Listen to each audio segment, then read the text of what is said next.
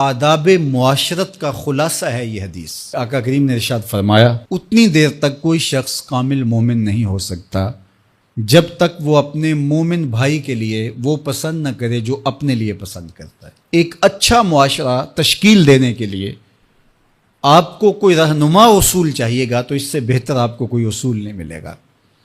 اپنے لیے بہرحال بندہ بہتر ہی چاہتا ہے، تو جب وہ اس مزاج میں ڈھل جائے کہ میں اپنے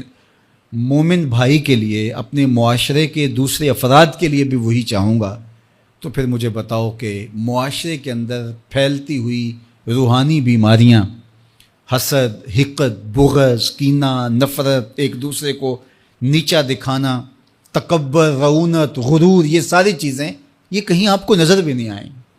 صرف اسی حدیث کو اپنا امام بنا لیا جائے اور اپنا منشور حیات مان لیا جائے۔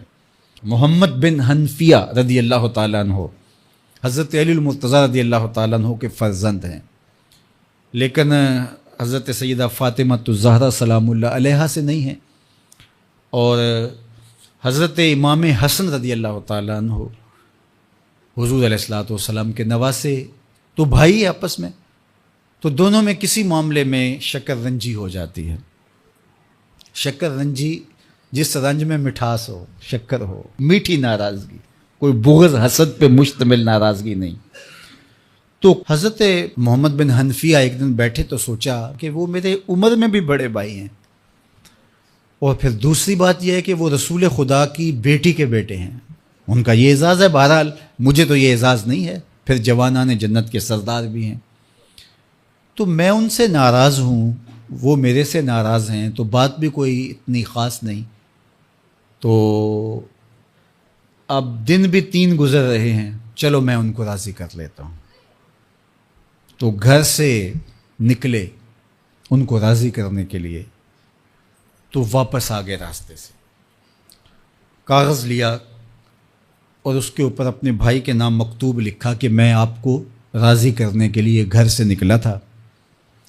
لیکن راستے میں مجھے حضور علیہ السلام کا فرمان یاد آیا کہ جب 2 مومن بھائی آپس میں کسی معاملے میں الجھ جائیں، ناراض ہو جائیں، تو جو صلح میں پہل کرے گا وہ جنت میں بھی پہلے جائے گا۔ تو میں تو یہ گوارا نہیں کرتا کہ آپ سے پہلے جاؤں،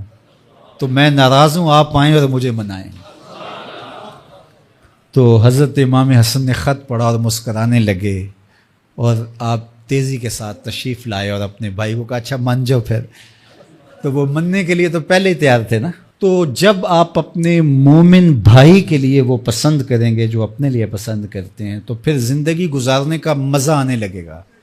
نفس روکتا ہے یہ چیز میرے پاس ہے اس کے پاس نہ ہو، یہ اعزاز میرے پاس ہے اس کے پاس نہ ہو، اور اس کی ایک اپنی لذت ہے اور وہ مادی لذت ہے، اور ایک ہے باطن کی، روح کی لذت۔ تو روح کی لذت نفس کی لذت سے کہیں زیادہ اور کہیں دیر پا اور کہیں مختلف ہے۔ اس لیے جب آپ قربانی دیتے ہیں، ایثار کرتے ہیں یا کسی کو ترجیح دیتے ہیں، تو اس کی جو روحانی لذت ہے، آپ کو بھوک لگی ہوئی ہے، تو آپ کو ایک روٹی مل گئی ہے، تو آپ کو ایک ایسا شخص نظر آیا جو آپ سے بھی زیادہ بھوکا ہے، اور آپ کسی نمائش کے لیے نہیں، محض اللہ کی رضا کے لیے اس کو روٹی دے کر کے دیکھیں، خود بھوک کاٹ کے دیکھیں، وہ مرغن کھانوں میں سرور نہیں آئے گا جو اس بھوک میں لطف آپ کو آئے گا۔ تو حضور علیہ السلام کا یہ فرمان اپنے عمل کا حصہ بنا لیں، اور اپنے بھائیوں سے، جو خونی رشتے سے جڑے ہوئے بھائی ہیں، وہاں سے شروع ہو کر کے پورے معاشرے کے اندر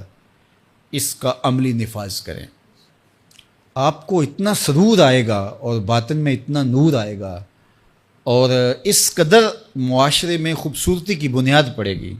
اور اگر ہم آج اس حدیث کو اپنے لیے خضر راہ بنا لیں تو یہ اس پہ عمل کرنا کوئی مشکل نہیں ہے۔ یہ آپ ابھی سے جب اٹھیں گے تو اپنے ساتھ والے کو ترجیح دے دیں گے کہ پہلے یہ گزر جائے، تو ابھی سے شروع ہو جائے گا یہ کام۔ تو یہ آپ گھر میں اپنے بچوں کے ساتھ، اپنی بیوی کے ساتھ، روزمرہ کی زندگی میں جہاں ملازمت کر رہے ہیں،